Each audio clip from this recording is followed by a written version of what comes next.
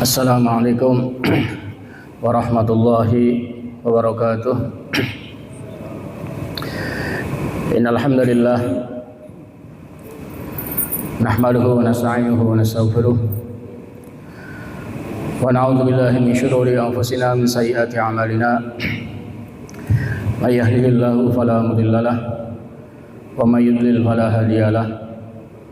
Asyhadu an la ilaha illallah wahdahu la syarika lahu wa asyhadu anna Muhammadan abduhu wa rasuluh sallallahu alaihi wa ala alihi wa sahbihi wa sallama tasliman katsiran katsira. Wa ba'd.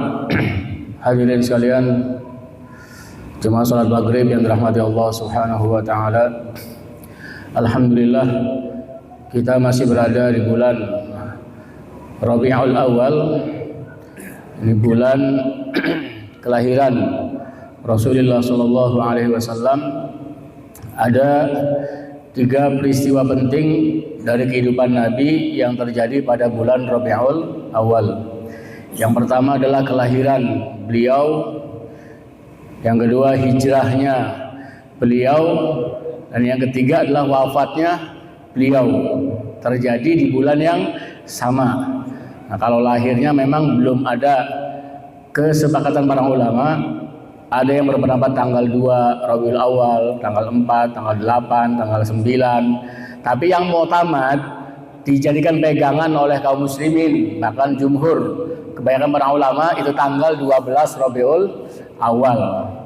Hijrahnya pun sama, sampai ke Madinah tanggal 12 Rabiul Awal, karena mulai di akhir-akhir Safar. Beliau wafat juga sama, tanggal 12 Rabiul Awal. Karena sakit keras mulai di akhir bulan Safar, bulan Rabiul Awal beliau wafat. Jadi lahir, wafat tanggalnya sama. Kenapa matinya nggak diperingati? Kata para ulama, daripada umat bersedih memperingati wafatnya Rasul, lebih baik memperingati lahirnya. Mereka bergembira, bersenang-senang dengan lahirnya baginda Rasulullah Shallallahu Alaihi Wasallam. Makanya kalau Maulid Nabi diperingati kelahirannya, bukan wafatnya. Tapi kalau para ulama biasanya itu diperingati wafatnya, haul, ya kan, wafatnya tahun keberapa. Kenapa? Karena ulama itu tidak maksum. Lahir itu belum ada jaminan, maka dipandangnya wafatnya. Kalau dia wafat dalam keadaan husnul khotimah dan dia memang seorang ulama, maka diperingati oleh kaum muslimin itu haulnya tiap tahun. Tapi Nabi lahirnya saja sudah membawa kadang-kadang perubahan, makanya diperingati kelahirannya oleh para ulama. Dan mengenai perkara bid'ah, zaman Rasul nggak ada, ya kan, peringatan Maulid. Zaman sahabatnya, hatta Qurunul Mufaddalah sampai abad ketiga tidak ada, tapi abad keempat mulai ada sampai sekarang, dan banyak para ulama pun membolehkan. Gurunya Nawawi, Abu Syamah, Ibnu Hajar Al-Asqalani, Ibnu Hajar Al-Haythami, Imam Asyuti, imam-imam besar semua. Bahkan dalam mazhab Syafi'i, ulama-ulama itu rata-rata membolehkan, tidak mengapa. Kalaupun bid'ah, termasuk bid'ah hasanah. Bagus seseorang dia bergembira dengan kelahiran Rasulullah SAW. Bahkan banyak para ulama mengarang tentang kitab Maulid.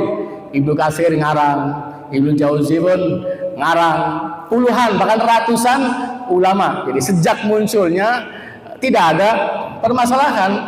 Ada juga Ibnu Taimiyah yang melarang, tapi beliau pun masih membolehkan. Semoga dengan cintanya kepada Nabi mereka mendapatkan pahala yang besar daripada Allah Subhanahu wa taala. Jadi intinya tidak mengapa dengan peringatan ini termasuk kebaikan. Allah mengatakan wa fa'alul khaira la'allakum tuflihun. Berbuatlah kebaikan supaya kalian itu beruntung. Nah, di antara bentuk kebaikan, ya orang senang, bergembira dengan lahirnya Rasulullah Shallallahu Alaihi Wasallam. Dari Rasul ini, masya Allah, kelahiran beliau itu memang betul-betul rahmat yang besar. Bukan hanya dakwanya saja, baru lahirnya saja sudah merupakan rahmat daripada Allah Subhanahu wa taala. Allah berfirman, "Qul bi fadlillahi wa bi rahmatihi fabidzalika falyafrahu." Katakanlah hai Muhammad, dengan anugerah Allah, dengan rahmatnya, hendaknya kalian bergembira, berbahagia. Itu lebih baik daripada harta yang mereka kumpulkan. Dan di antara karunia Allah yang besar, di antara rahmat Allah yang besar adalah apa? Rasulullah SAW. Kan Allah mengatakan, wa ma arsalnaka illa rahmatan lil alamin. Tidaklah kami mengutusmu hai Muhammad kecuali sebagai rahmat kepada seluruh alam. Bukan saja bi'tsanya, diutusnya menjadi nabi, lahirnya saja sudah ada banyak irhasat, ya kan, ketika beliau lahir itu. Ya memang riwayatnya masih diperselisihkan, seperti runtuhnya patung-patung di negeri Syam, ataupun padamnya api yang disembah oleh Majusi ribuan tahun, ya kan. Tapi yang sahih juga ada, yaitu mimpi yang ibunya melihat keluar cahaya dari dia itu yang menerangi istana-istana di negeri Syam. Kenapa di negeri Syam? Ya karena Syam itu memang akan jadi tempat pusatnya kaum muslimin. Apalagi di akhir zaman nanti, zaman Dajjal, Imam Mahdi kan turunnya di mana? Di negeri Syam, Damaskus, ya kan, di Menara Baydo itu, ya kan, akan jadi tempatnya Islam. Jadi Rasulullah SAW mengatakan tentang urusan beliau, kata beliau, ana da'watu Ibrahim wa bisyaratu Isa wa ru'ya ummi. Saya ini adalah doanya Nabi Ibrahim, dan saya ini adalah kabar gembira yang disampaikan oleh Nabi Isa, dan saya juga adalah bukan mimpi, ibuku yang melihat. Ibuku melihat kapan? Ulama khilaf. Ada yang bilang saat hamilnya, ada yang bilang saat kelahirannya. Jadi saat lahir ibunya melihat cahaya keluar, ya kan, dari dia itu, cahaya yang menerangi seluruh istana-istana Syam. Ini pun tanda. Ini tanda bahwasanya beliau itu akan menjadi orang yang hebat. Bahkan orang-orang Yahudi sudah pada mengatakan, ini Najm Muhammad, bintangnya Muhammad, Nabi akhir zaman itu sudah muncul, nampak saat kelahiran beliau. Bahkan ibunya pun sampai bisa melihat. Kata para ulama, ibunya melihat cahaya yang keluar dari dia itu saat kelahirannya, ini butuh kepada kekuatan iman. Kalau tanpa kekuatan iman nggak bakal bisa. Makanya ada para ulama mengambil pendapat Abu Hanifah, ibunya Nabi itu tidak kafir. Apa susahnya bagi Allah untuk memberikan keimanan kepada ibu Nabi Muhammad, dan dia beriman, mati dalam keadaan iman.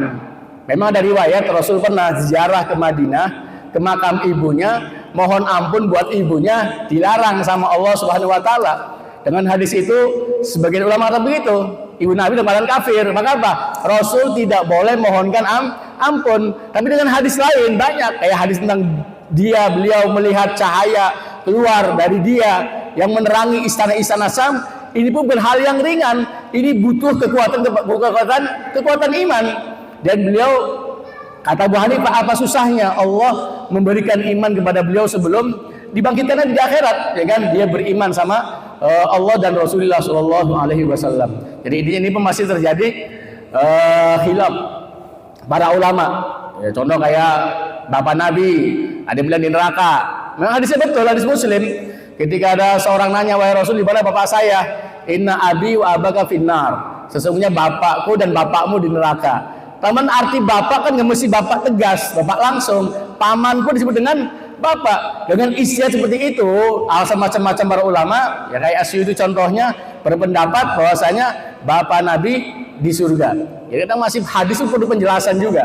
Hadis juga perlu penjelasan, ya kan, dijelaskan oleh para ulama. Jadi intinya Rasul mengatakan, saya ini adalah doanya Nabi Ibrahim. Ya memang Allah telah takdirkan, Allah telah tetapkan bakal lahir di akhir zaman itu seorang Rasul namanya Muhammad. Tapi dikaitkan juga ada usaha bentuk dari doanya Nabi Ibrahim. Ketika Nabi Ibrahim bersama Nabi Ismail alaihi wassalam membangun Ka'bah, setelah selesai bangun Ka'bah, mereka berdoa kepada Allah. Minta apa? Minta dibangkitkan seorang Rasul. Rabbana wa ba'athihim rasulam minhum yaslu alaihim ayatika Wa yu'allimul kitab wal hikmah wa yuzakkihim. Innaka antal azizul hakim. Ya Allah bangkitkan di kalangan mereka orang-orang Arab, ya kan?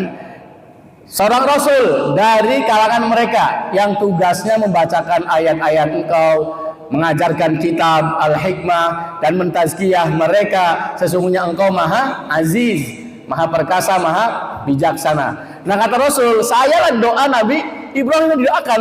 Ibrahim minta dibangkitkan seorang Rasul. Siapa itu? Rasulnya itu Rasulullah Shallallahu Alaihi Wasallam. Jadi penting ya kan doa, minta dibangkitkan kita anak-anak yang soleh, cucu-cucu yang soleh. Jangan malas, jangan lihat hasil juga. Nabi Muhammad SAW ke zaman Nabi Ibrahim itu ribuan tahun. Ke Nabi Isa saja 600 tahun, belum ke Nabi Musa, bahkan ke Nabi Ibrahim berapa ribu tahun baru Allah ijabah. Allah ijabah, Allah datangkan Rasulullah SAW. Jadi beliau lahir ke dunia ini di antara sebabnya berkat doanya Nabiullah Ibrahim. Yang kedua, wa bisyaratu Isa, kabar gembira yang disampaikan oleh Nabi Isa. Jadi Nabi Isa itu salah satu tugas kerasulannya adalah beliau mengatakan wa mubasyiram rasulin ya'ti min ba'di ismuhu Ahmad. Beliau itu menyampaikan kabar gembira ya kan dengan datangnya seorang rasul setelah saya nanti meninggal. Siapa namanya? Namanya adalah Ahmad. Kenapa jangan Muhammad? Nama Nabi itu banyak ya kan, tidak mesti Muhammad. Ahmad pun nama beliau. Artinya sama-sama ya kan, Muhammad terpuji, banyak dipuji. Kalau Ahmad secara bahasa Ahmad kan kayak nama fi'il. Hamidah Yahmadu, Ahmadu saya memuji. Awalnya Ahmad dengan Muhammad, kata para ulama, kalau Ahmad itu adalah Rasul itu orang yang banyak memuji Allah Subhanahu wa taala, muji dari dalam beliau, banyak muji Allah. Kalau Muhammad itu beliau mendapat pujian dari luar, banyak yang memuji. Allah muji, malaikatnya muji, semua makhluk muji, manusia pun muji. Makanya Muhammad wajan-wajan hamada yuhamidu taksir, banyak mendapatkan pujian dari luar. Jadi Muhammad betul, Ahmad pun betul, sama-sama nama dari Muhammad. Bahkan beliau saya itu namanya banyak, ada Muhammad, ada Ahmad, ada Al-Mahi. Al-Mahi itu yang menghapus. Rasul itu menghapus kekufuran, ya kan? Ya, dengan izin Allah menghapus kekufuran dengan izin Allah Subhanahu wa taala. Dan beliau Al-Hasyir yang mengumpulkan manusia. Jadi semua manusia di akhirat nanti itu ada di bawah telapak kaki Rasulullah SAW. Semua para nabi pun itu di bawah panjinya Rasulullah SAW. Di bawah beliau semua. Beliaulah Al-Hasyir yang mengumpulkan semua manusia. Dan beliau Al-Aqib di hadisnya. Al-Aqib yang terakhir, tidak ada orang setelah beliau penutup.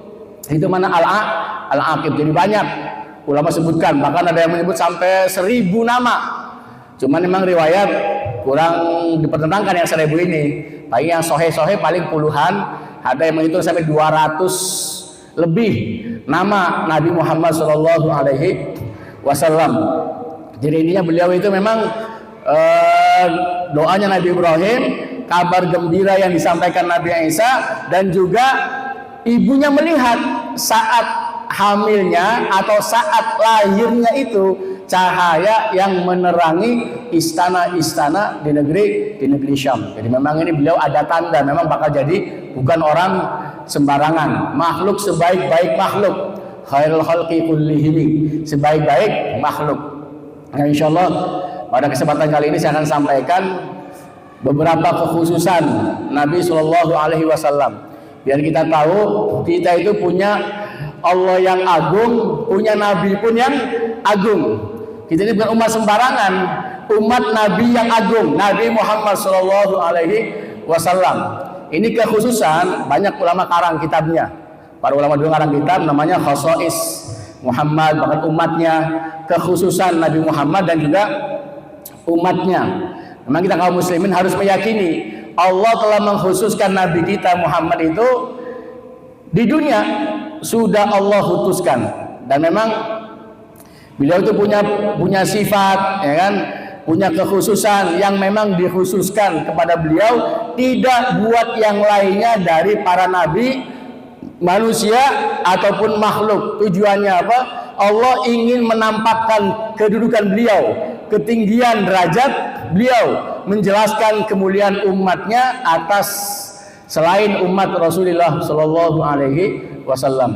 Nah, di antara kekhususan beliau yang harus kita yakini, yang pertama adalah Allah telah mengambil janji kepada seluruh para nabi dan seluruh rasul sejak Nabi Adam sampai Nabi Isa. Apa janjinya? Kalau Nabi muncul, Nabi Muhammad muncul di masanya, di zamannya, dibangkitkan menjadi seorang nabi, maka semua nabi harus beriman dengan Nabi Muhammad, harus mengikuti Nabi Muhammad, harus mengikuti Nabi Muhammad.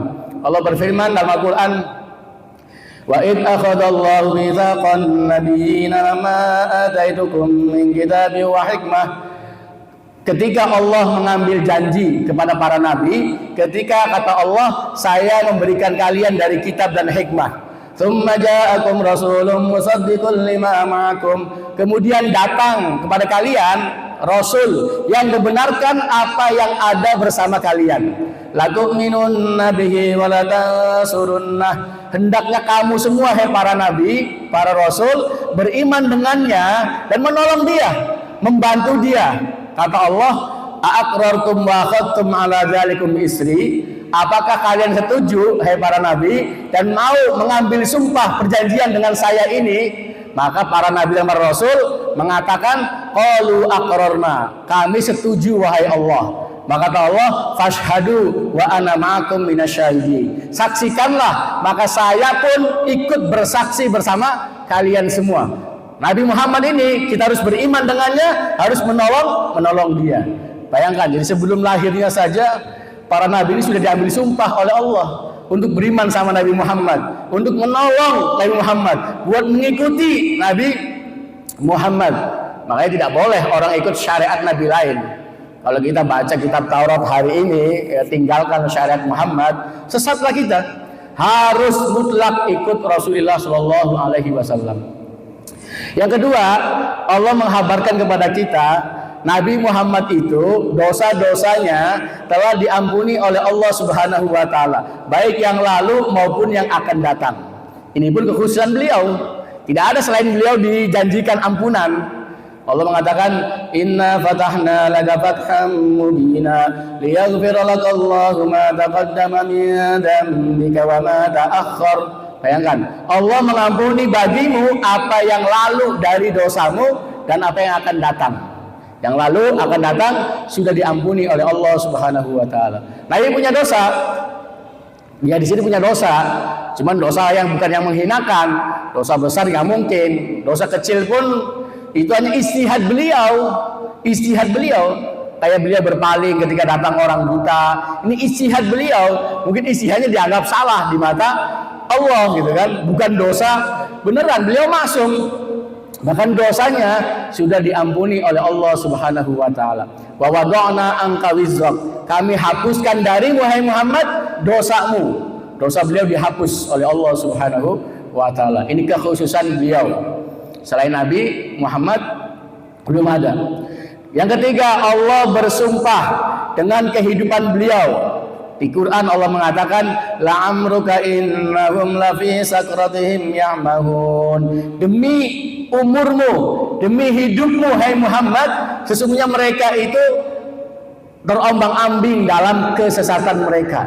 Ya, kalau Allah bersumpah dengan makhluknya, itu menandakan makhluk itu agung, makhluk itu utama di sisi Allah Subhanahu wa taala. Nah, Allah bersumpah dengan umurnya Nabi, dengan hidupnya Rasulullah Shallallahu alaihi wasallam. Dan yang keempat, kepada ulama, itu mujizat Nabi yaitu Al-Qur'an kekal sampai hari kiamat. Berbeda dengan mujizatnya nabi-nabi yang lain. Mujizat Nabi Ibrahim dibakar, tidak apa-apa di api, ya hilang, tidak ada bekasnya lagi. Mujizatnya Nabi Musa, tongkat jadi ular, hilang juga, tidak bisa kita saksikan, nikmati. Tapi mujizatnya Rasulullah Al-Quran Sampai sekarang, sampai hari kiamat masih bisa kita nikmati, kita pelajari, kita baca, kita telaah dan sebagainya, masih bisa. Ini salah satu kekhususan Rasulullah Shallallahu Alaihi Wasallam. Dan yang kelima, Allah Subhanahu Wa Taala mengutus Nabi Muhammad itu kepada seluruh jin dan manusia semuanya. Bukannya manusia, jin juga itu mendapatkan syariatnya Rasulullah SAW. Berbeda dengan nabi-nabi yang dulu. Nabi-nabi yang dulu diutus hanya kepada kaumnya saja khusus. Nabi Nuh ke kaumnya, Nabi Hud kaum Ad, Nabi Soleh kaum Samud, Nabi Syuaib kaum Madian, Musa, Isa, Bani Israel. Khusus di luar kaumnya tidak boleh. Tidak boleh mendakwakan di luar kaumnya. Tapi Rasulullah SAW syariatnya seluruh alam.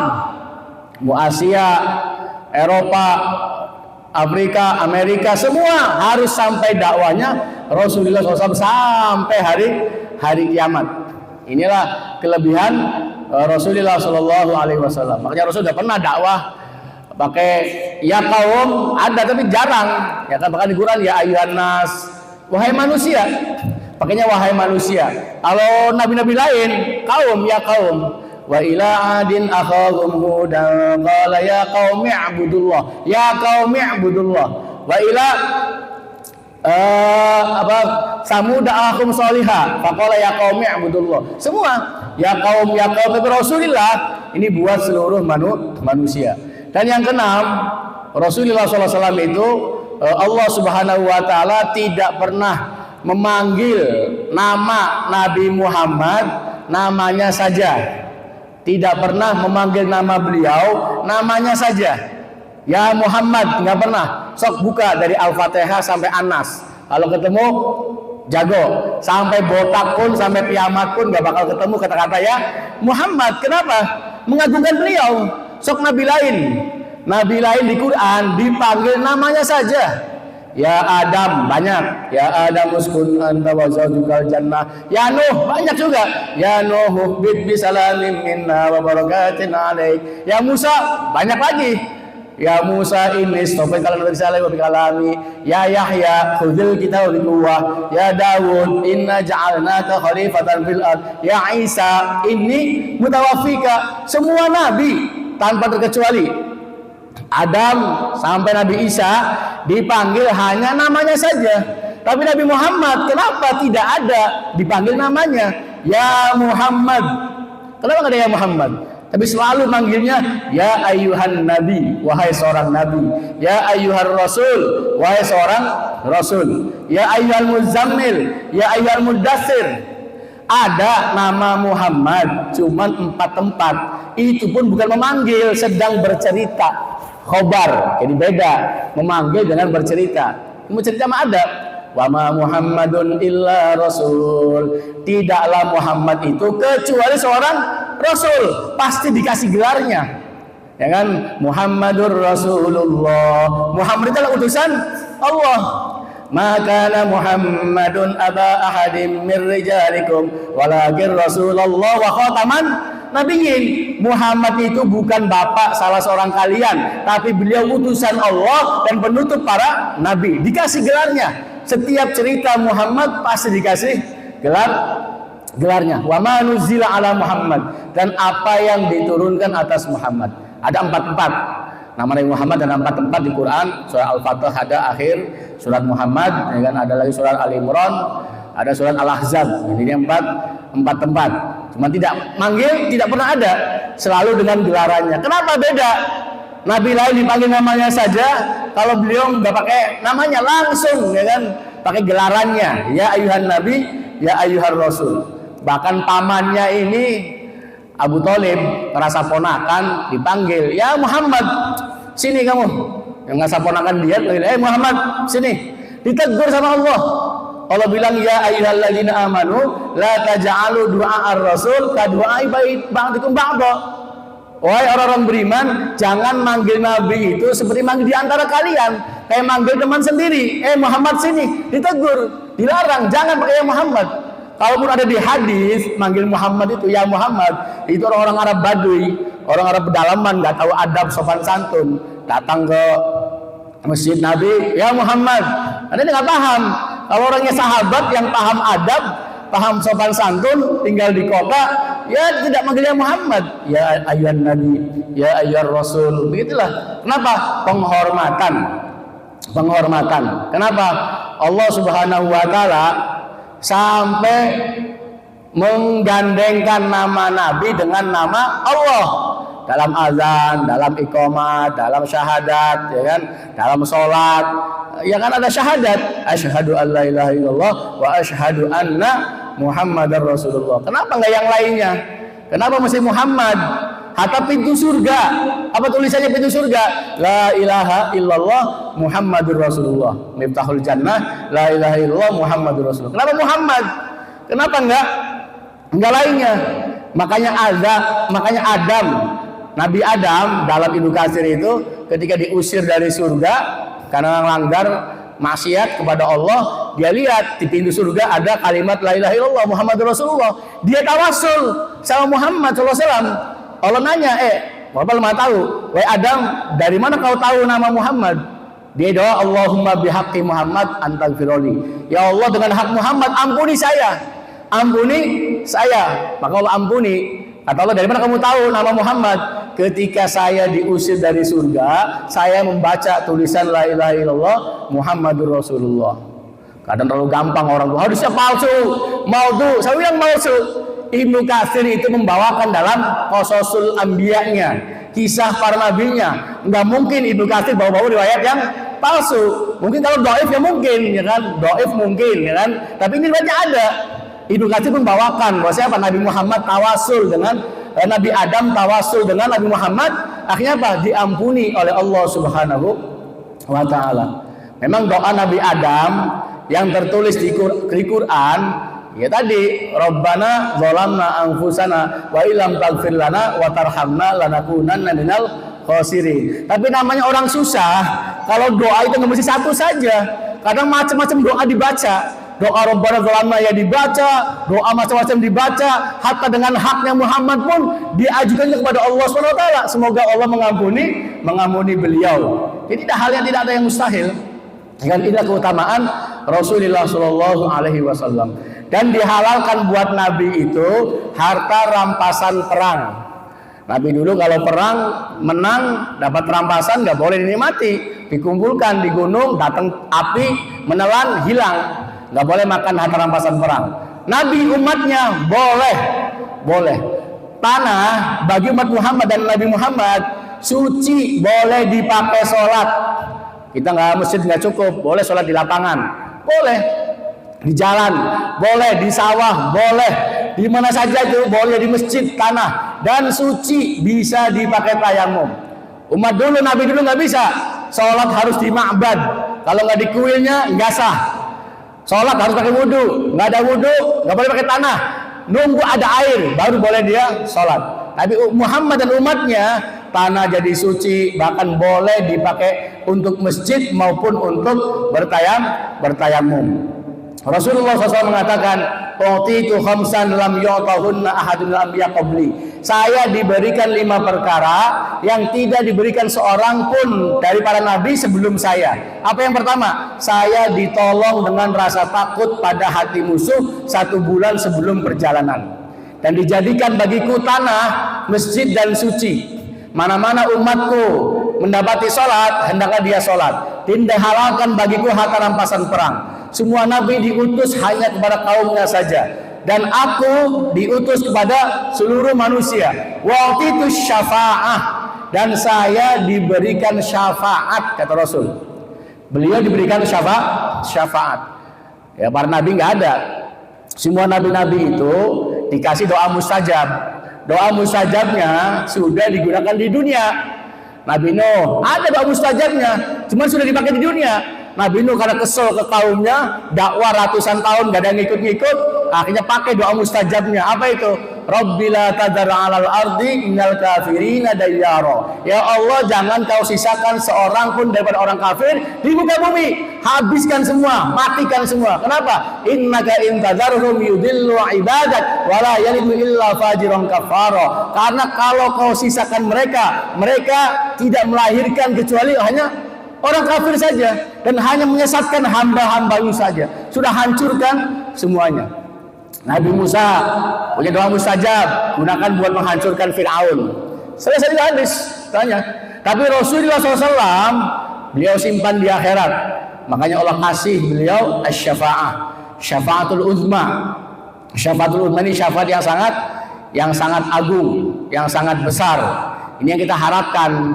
Ya kan, Rasul sering mengatakan, siapa yang bersolawat kepadaku 10 kali pagi dan sore, habis subuh, habis maghrib, atau habis asar, malamnya itu 10 kali aja, 10 kali, walaupun sallallahu Muhammad 10 kali, pasti dapat syafaat.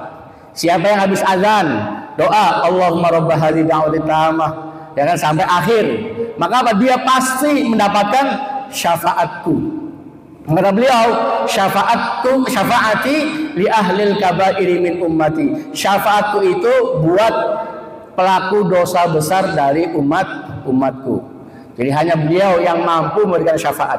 Nanti di hari kiamat nanti, ini hadis, bercerita hadis, di akhirat nanti ketika orang semua susah, bingung, hidup bingung, susah, nggak tahu bagaimana di hadapan Allah SWT, maka manusia rame-rame semuanya datang ke Nabiullah Adam.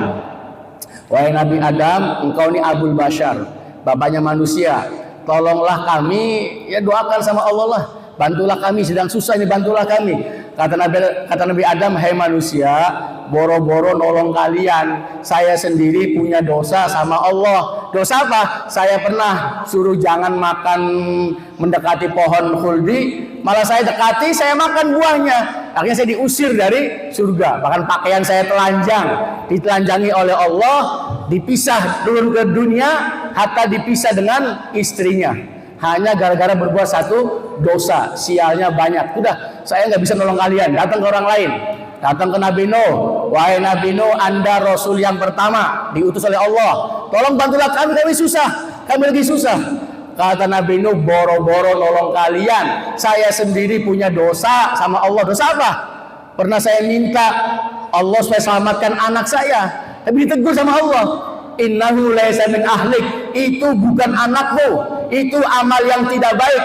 Fala tas'alni ma laisa laka bihi ilmun. Saya nasihati kamu, hai Nabi Nuh, jangan minta kepada saya sesuatu yang kau tidak tahu ilmunya. Ini aizuka an takuna minal jahilin. Kata Allah, saya nasihati kamu wahai Nuh, jangan sampai kamu termasuk orang yang bodoh. Termasuk orang yang bodoh. Saya punya dosa. Datang ke Nabi yang lain. Datang ke Nabi Ibrahim. Nabi Ibrahim pun angkat tangan juga. Udahlah, nafsi-nafsi aja, masing-masing aja lah, boro-boro nolong kalian. Saya punya dosa. Dosanya apa? Yaitu saya pernah bohong 3 kali, ya kan? Bohong 3 kali. Bohong kepada kaumnya, yang menghancurkan patung itu, patung besarnya. Bohong pernah bilang suruh ada acara kesyirikan, ini sakim, saya sedang sakit, padahal nggak sakit. Bohong ke di Mesir bawa istrinya. Siapa itu? Dibilang saudari saya, nggak jujur istrinya. Bohong lagi. Terus saya pernah bohong, datang ke Nabi yang lain, nggak bisa bantu kalian. Datang ke Nabi Musa. Nabi Musa pun sama, angkat tangan juga. Kenapa? Ngerasa pernah berbuat salah. Bunuh orang kaumnya Fir'aun sebelum Allah perintahkan. Hanya ngerasa berbuat dolim, minta ampun sama Allah Subhanahu wa Ta'ala. Datang ke Nabi Isa, angkat tangan juga, nggak bisa nolong. Baru datang ke Rasulullah, Rasul mengatakan analaha, hanya saya yang bisa menolong tersebut, hanya saya yang berhak. Maka beliau sujud memuji Allah dengan lama. Akhirnya datang khitab, ya Muhammad irfa ra'sak wasal tu'ta washfa tushaffa. Hai Muhammad, angkat kepalamu, mintalah engkau akan diberi, mintalah syafaat, engkau akan diberikan syafaat. Akhirnya apa? Rasul memberikan syafaat kepada seluruh umatnya, ditolong, dibantu oleh Rasulullah Shallallahu Alaihi Wasallam. Jadi hanya beliau yang bisa menolong. Nabi-nabi yang lain semuanya angkat tangan. Ini makna ya akramal khalqi maliman aludubihi siwaka inda hulul hadis amini. Wahai makhluk yang paling baik, saya tidak punya tempat berlindung kecuali kepada engkau ketika datangnya bencana yang merata. Tapi orang nggak paham, wah syirik minta ke Nabi Muhammad. Orang goblok, nggak ngerti ceritanya. Itu pengarang sedang bercerita di hari kiamat nanti itu nggak bisa nolong. Yang bisa nolong siapa? Hanya Rasulullah Shallallahu Alaihi Wasallam. Maka tabayun dulu, lihat apa yang ulama katakan dalam syair-syair beliau. Tidak pernah ulama lebih paham, ulama lebih ngerti tentang masalah syirik dibandingkan kita. Ya kan, jangan rasa lebih pintar daripada ulama. Wallahu taala a'lam. Aqulu qouli hadza subhanallah walhamdulillah asyhadu an la ilaha illa anta astaghfiruka wa atubu ilaik. Assalamualaikum warahmatullahi wabarakatuh.